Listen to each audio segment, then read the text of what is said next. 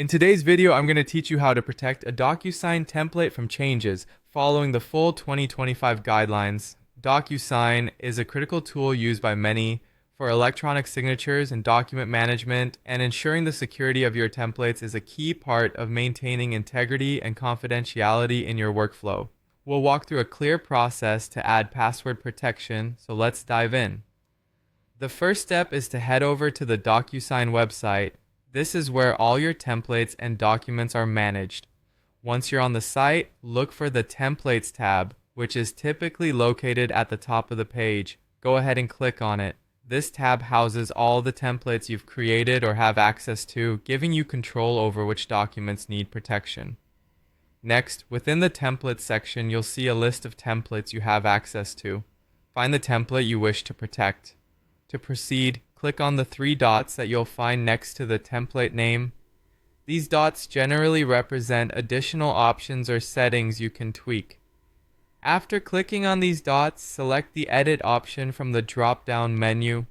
This will take you to the template's editing page where you'll be able to adjust settings and security measures. Now your template is ready to be configured for additional protection. Once you're in the template editing view, locate the Advanced Options section. This area is crucial for setting up in-depth preferences and security features. Click on Advanced Options, and a menu will appear, giving you access to various settings. Within Advanced Options, you should see an option labeled Turn on Password Protection. Click on this, and you'll open up a field where you can input a password. It's recommended to come up with a strong password that incorporates a mix of letters, numbers, and symbols to maximize security.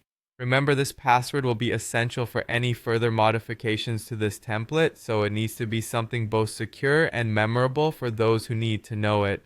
Once you've entered your chosen password, review it to ensure it meets your security standards and typing accuracy. After confirming, the final step is crucial. Click on Save. This action will lock in all the changes you've made, and your template will now be protected with the newly set password.